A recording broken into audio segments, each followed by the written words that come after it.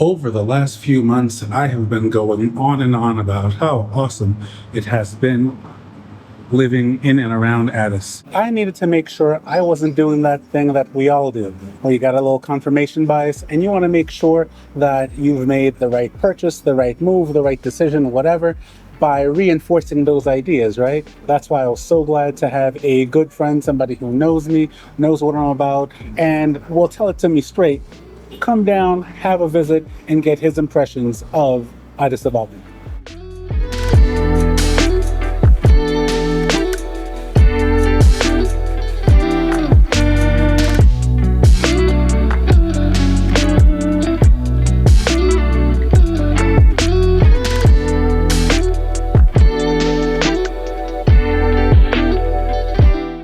So many things to genuinely love about this city, and for me, one of them absolutely has to be the ease that you can get in and out from the airport. It is like right in the city, so real easy.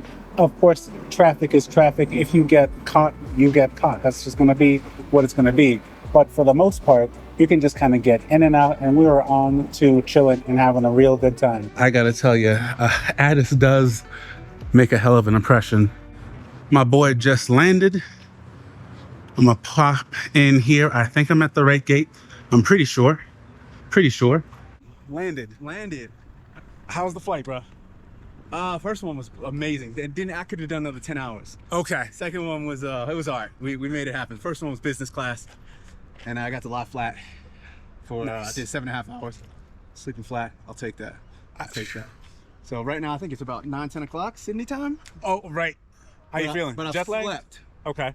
So actually the timing's working because I slept and then took another nap. So I probably can get to about 8-9 o'clock and I'll be all right. We'll see. Yeah. Now, let's address the elephant in the room. This is a developing nation. And what exactly does that mean? Well, exactly what it says.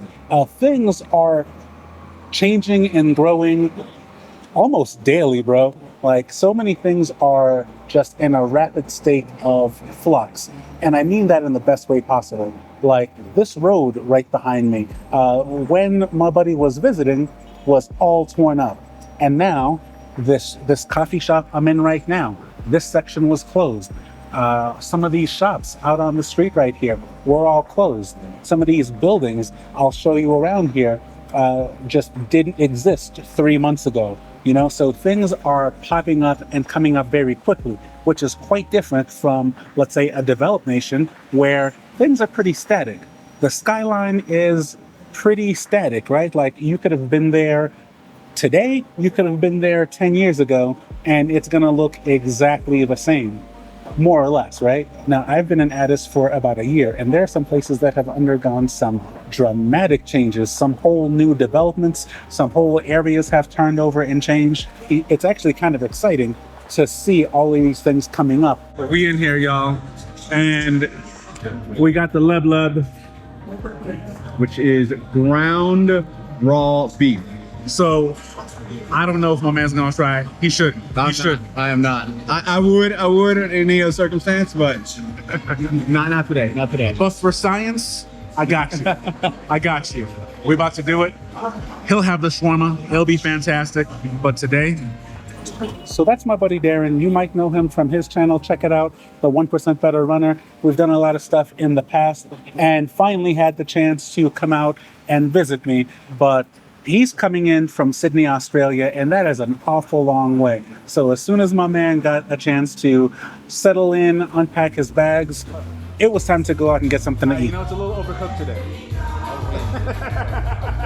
Something you should know about food in Ethiopia is that you've actually got quite a bit of options, despite there not really being any chain restaurants. That's right, you are not going to find McDonald's here. You will not find Starbucks here. You won't find any of those corporate-owned chains. What you will find are places with fusions. Like, you can still find, you know, a nice sushi spot, nice burger spot, if you're into that.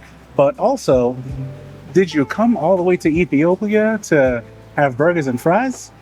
The next day, though, we had to have breakfast at one of my favorite coffee shops, GoTo. This place is kind of a favorite amongst my neighborhood, my community.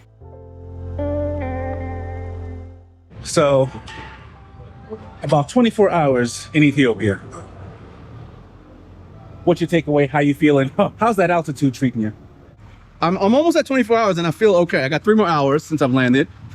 But as you said, it'll probably hit me tomorrow. I don't know. I feel like Ethiopia is great. It's a little bit what I expected, a lot more than what I didn't expect. And yeah, I keep worrying about. I'm worried. I'm mildly concerned. Hello. I'm mildly concerned about how the altitude sickness will affect me or hurt me. Okay. So therefore, I'm thinking about it too much, and I go, "Wait, am I hungry? Did I go up the stairs? Is there something wrong with me?" Like I keep like bugging out, and I'm like, "D, just, I'm not gonna die. It's gonna be all right. Yeah, it's gonna be all right." But they do hype it up though on the internet. They act like it's the worst thing ever, like everything.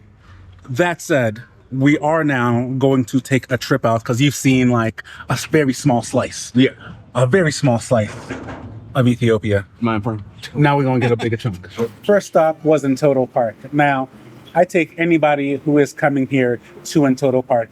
It is just beautiful. And considering that Addis is the city, I mean, you've seen one city, you've seen them all. Like, you know, they're dynamic and stuff, but if you're into open green space, this is an absolute must. Just taking the drive up to Entoto, though, I could see my man just taking it all in and seeing just how different things are, which I had also just gotten accustomed to. Now, there are lines painted on the road, but they're kind of like a suggestion. I'm seeing folks weaving in and out, and it just flows. You're not seeing and hearing about accidents every other day, but the lines and the way traffic flows is not like you're used to in the West. That said, I'm not seeing crazy crashes and pileups on a daily basis either. So figure that out. I talked about that in a bit when I spoke about my experiences cycling out here. And I mean, outside of the rain, I don't really care to ride in the rain out here because it's just so heavy. But it's actually quite a nice cycling environment once you start to clear some of the denser traffic. Anyway, in Toto, there were still some mountainous communities and, you know, less developed parts of the city, let's say. And we saw, you know, folks herding their goats and going up the side of the mountain, carrying all their wares from the market. Just folks doing legit hard labor on the way to and fro. And then our next stop for lunch, we stop at the Sheraton, which is one of 2 of the major Western hotels that you will find out here. There's a Sheraton and there's a Hilton. That's it. You were just in Toto. We saw goats and donkeys, and we were in the forest with guys that literally their main job is to dig up roots. They travel 800 kilometers, 500 miles to dig up roots. And now we are in the Sheraton, which is baller as I don't know what. Yeah, disparity, sure. Yeah, disparity, that's the word. Yeah, it's huge. Thought the US was huge. It's huge here. I think the bigger thing is it's all right next to each other. Yeah. Right? Like, Yeah. what'd we go, 10, 15 minutes? Yeah, in the US at least pockets. So you can kind of never ever see it, but here it's like you see it all.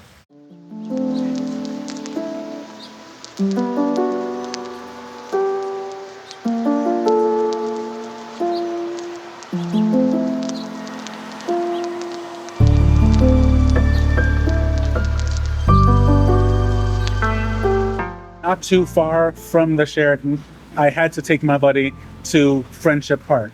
Again, just a huge park. Now, the thing about Friendship Park is, well, it is not a free park. It will cost you like 200 birr, which is roughly maybe $1 to get in. And I think that just goes to the maintenance and upkeep of the park. Something else you should know that I need to remind myself of is that it is a government-owned and funded park, which means there are some rules and regulations of this park. So as we're walking through and, you know, I'm just happily, you know, doing my thing, walking, talking, showing my buddy around, and I love to vlog, there are no cameras allowed in Friendship Park. So we got kicked out. And that's something else that you should know if you are visiting Ethiopia. And like a lot of other places, don't show up with your US state of mind. Don't show up with your Western entitlements and your rights, because this isn't that, all right? I personally have zero intention of seeing the inside of an Ethiopian prison, so I will abide by the rules. I've asked, and I'm not sure why, but you know what? You say no. It is what it is. My bad. I shouldn't have had the camera inside your part. Okay. Strangely though, cell phones are okay. I'm still confused. I don't fully understand it, but clearly not my place to fully understand. It is what it is, man. For a little background, Darren and I met years ago. I want to say circa 2017, 2018, online. Like a lot of normal things, right? Like it all happens online. And we'd been sharing ideas and became real good friends. And this was the first time that we actually got to meet in person. But amongst all the things we have in common, it would be a shame if we didn't do the one thing that actually brought us together, which was running.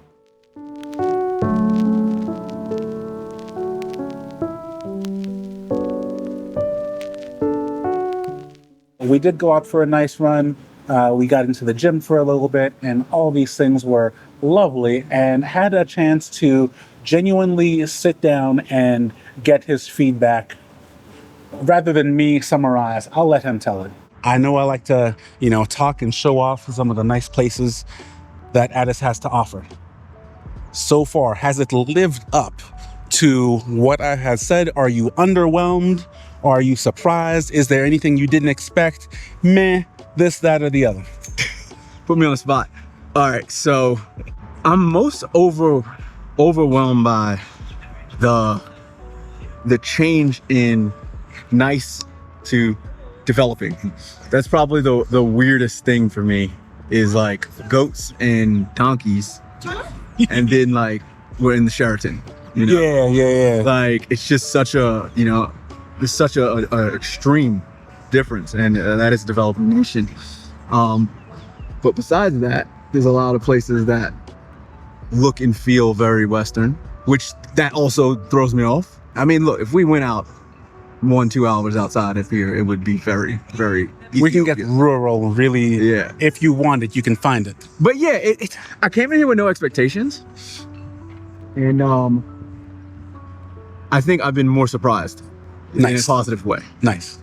So there it is. And again, this was a real short trip. So there were only but so many places and so many things we could fit into 3 days. Like he was flying through Dubai, stopped in Addis, then headed to Johannesburg on his way back to Sydney, right? So we tried to really cram a lot in 3 days.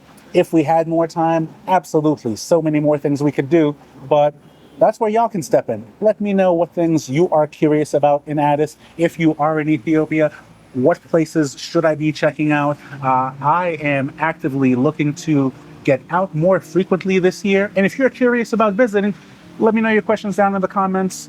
Happy to hang out down there and answer some of them with you. But for today, that's all we got. Till next time, y'all. It's been real.